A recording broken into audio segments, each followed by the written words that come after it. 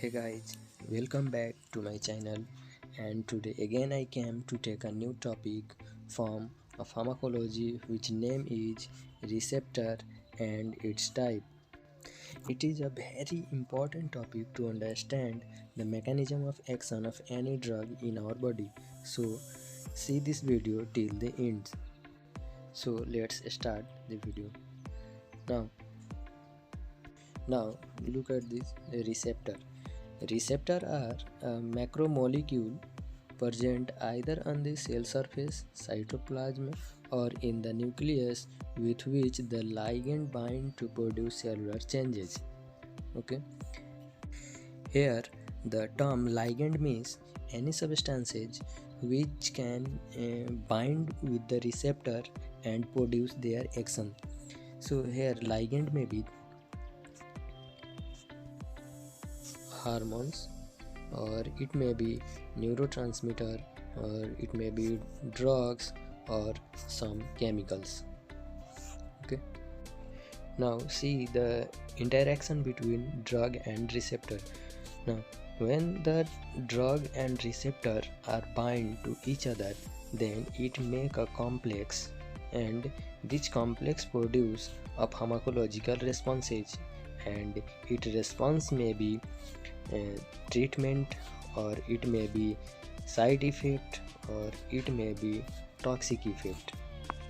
Now before we go ahead, we have to know the two important topic which are related to the receptor are affinity and intrinsic activity. Now look at see the what is affinity.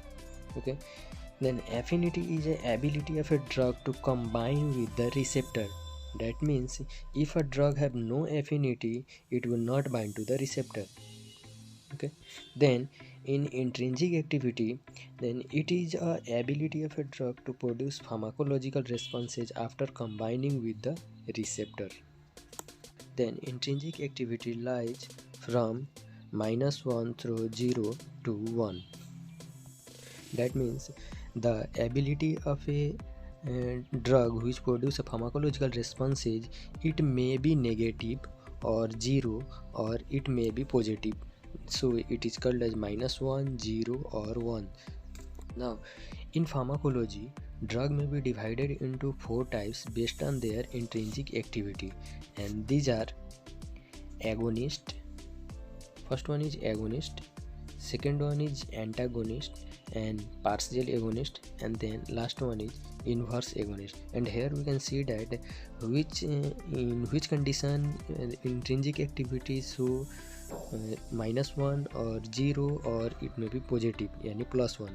Now look at this. In first agonist, then this type of a drug to when bind to the receptor and activate it maximally. That means any substances that may be ligand, which we can before see, that is a drug, neurotransmitter, or some chemicals. When it bind to the receptor, it produce it maximally, and it produce its maximum effect. Hence its intrinsic activity is +1. And when we talk about antagonist, then it is a substance when it bind to the receptor but produce no effect. That is called antagonist. This type of substance called antagonist, and its intrinsic activity is 0. And when we talk about partial agonist, that means it produces an effect less than agonist. So its intrinsic activity lies between 0 to 1.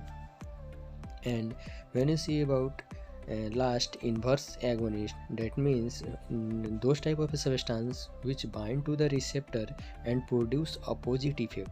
That means their action may be opposite. Hence its intrinsic activity is -1. Now let's go to another topics, that is types of receptor. Now receptors are classified into 4 types on the basis of their signal transduction mechanisms. Okay, now let's see here. Then first one is ligand-gated ion channel, and second one is G protein couple receptor, that is called GPCR. Third one is enzymatic receptor, and last one is nuclear receptor. Now, in this video, we will only discuss about ligand-gated ion channel, and the remaining topics are we will discussed in my next video. So, let's discuss about the ligand-gated ion channel, which are also called ionotropic receptor. These are a receptor in which drug bind directly to the receptor located on an ion channel without mediation by G proteins. That means here is no any involvement of G proteins in this receptor. Okay, here G proteins may be GDP or GTP. Okay, ionotropic is a fastest acting receptor in all of the type of the receptor, and that means its action produced in second to minute.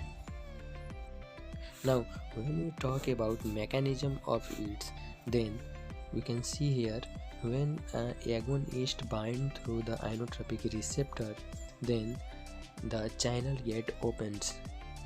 Okay, and the ions are flow through the channels. That ions may be sodium, potassium, calcium, or chloride, or it may be etc.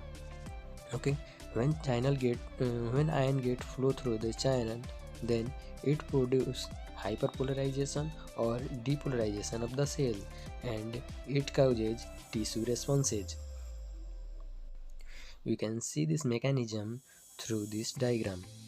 Here in this diagram, when a neurotransmitter bind to the initially the ionotropic receptor are closed in condition.